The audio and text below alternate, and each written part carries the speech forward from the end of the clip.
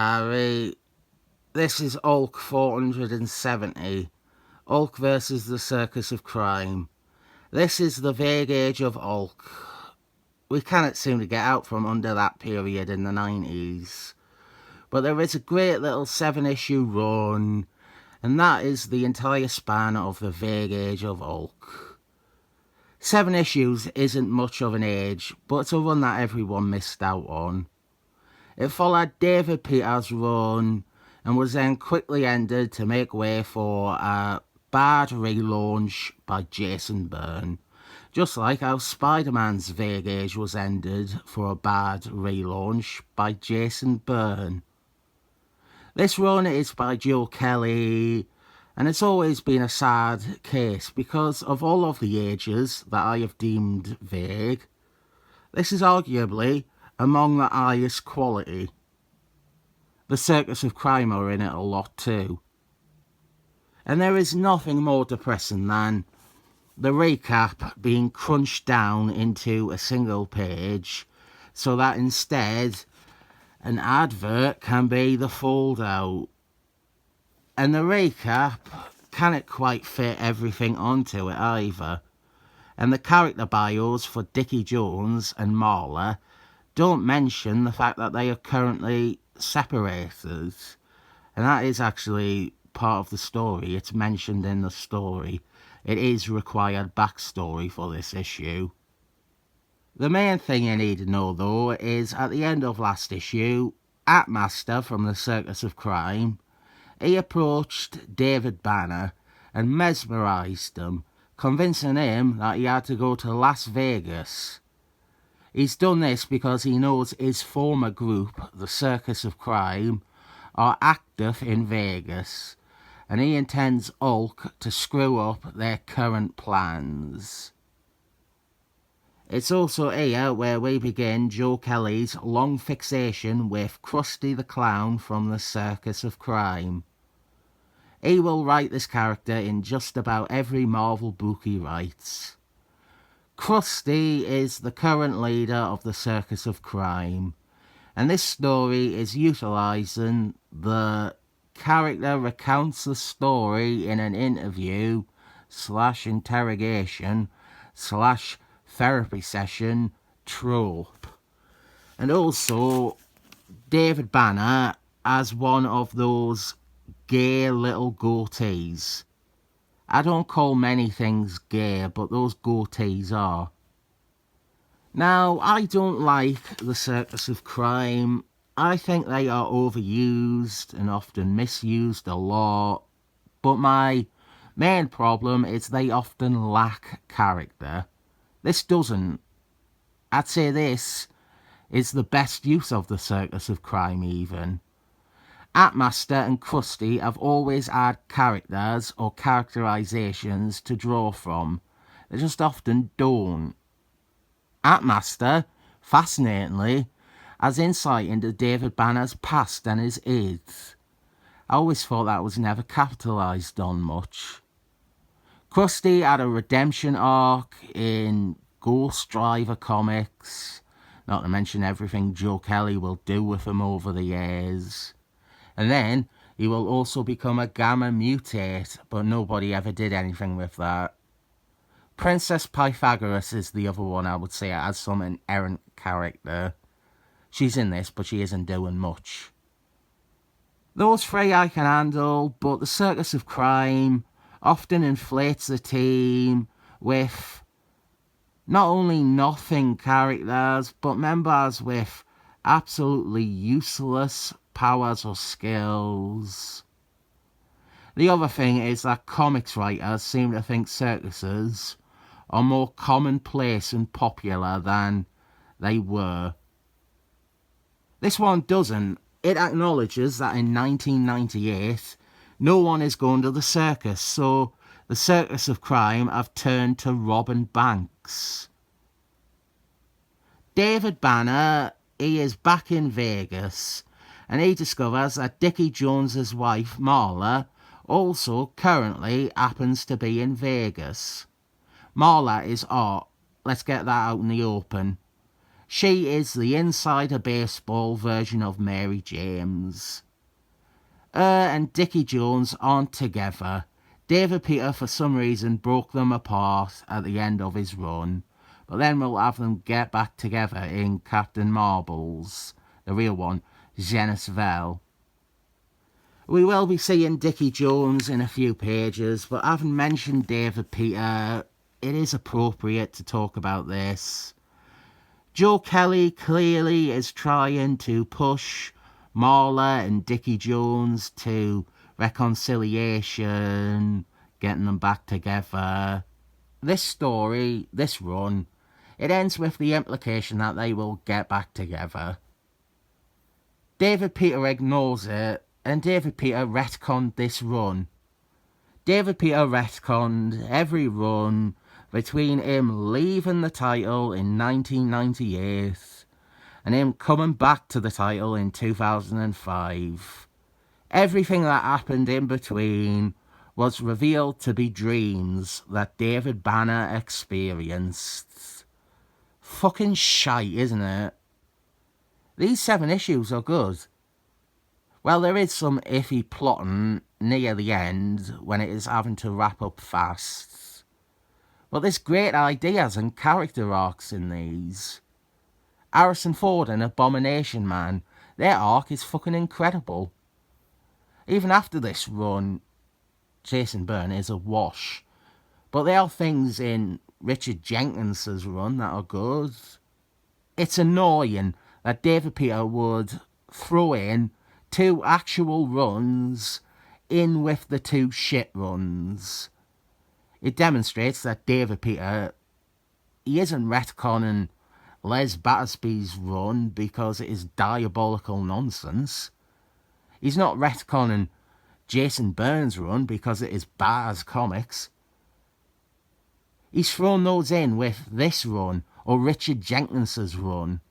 They are all being removed, not for their quality, but because they are simply not written by David Peter, and he doesn't want to have to read them to adapt his own ideas or understanding of these characters.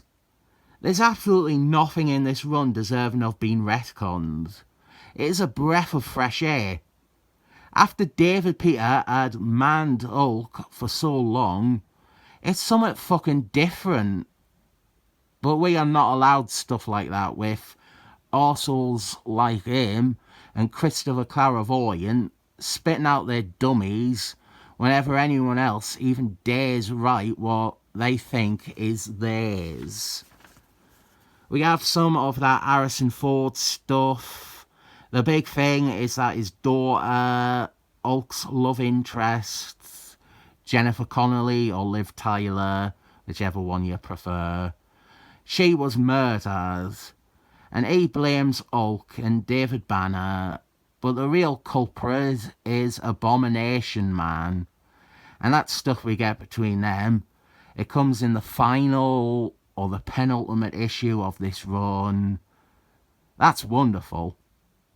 He and the army are hunting for David Banner, and to get a lead, the new scientist woman that this run introduced, she goes to speak to Dickie Jones, but Dickie Jones, he isn't very well, and he thinks that he's dying, so the Avengers, they are called in to take Dickie Jones to get medical care, and sad for us, this is a fucking lead-in to Avengers Forever.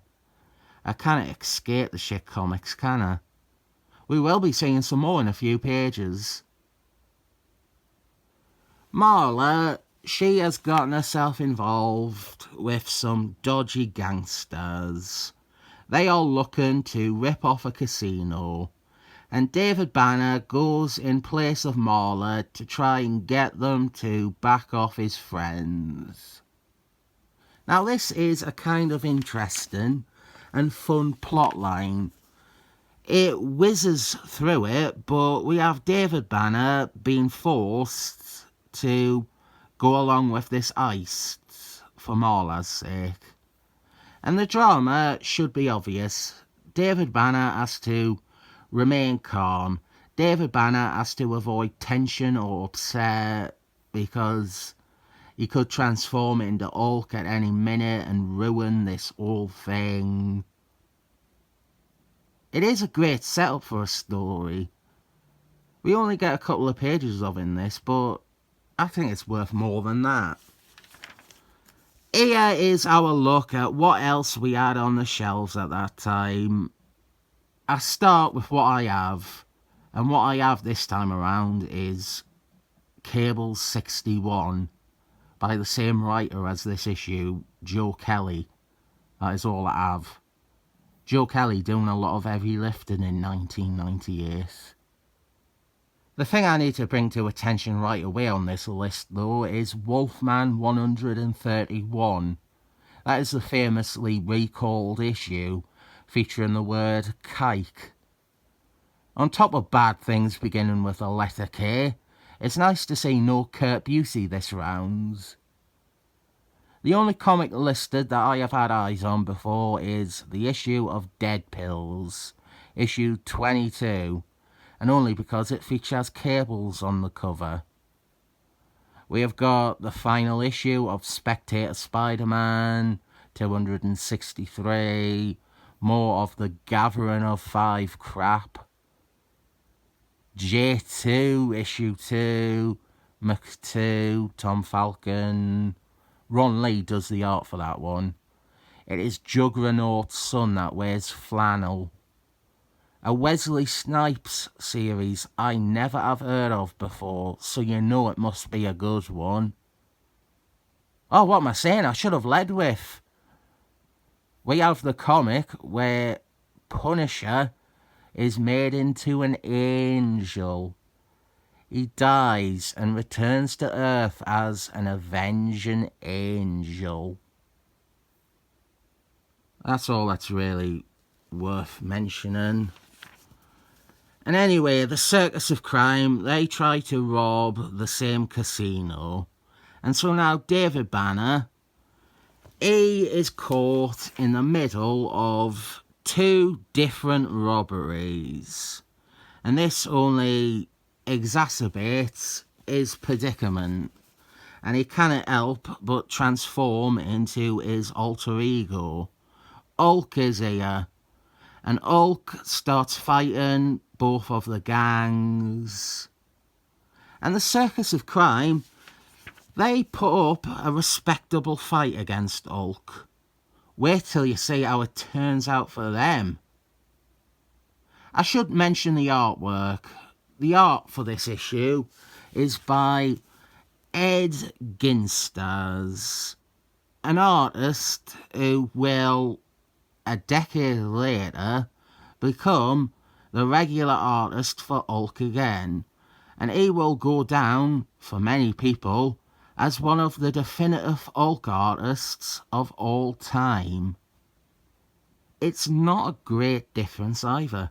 You can still see the same sort of energy when he draws Hulk in this. So what happens with the Circus of Crime is that Princess Pythagoras gets a Monty Python to strangulate Hulk, wrap itself in a coil around Hulk, and Hulk, he cannot breathe. And ladies and gentlemen, the Circus of Crime have just defeated Hulk. They beat Hulk in a fight. No debate, they have beaten Hulk. I will say, the letters column is sad because it's mainly fuckwits whining about how David Peter isn't writing it anymore. I don't want to get negative and make this about how there were good Hulk comics and we were robbed of them because of people like that, and so instead we got worse Hulk comics because they didn't want to appreciate the good ones. But that is basically what happens. This is a great issue. You won't hear me say that much about things with the Circus of Crime. I definitely recommend this though. 7 thumbs up if you ask me, and you did ask me.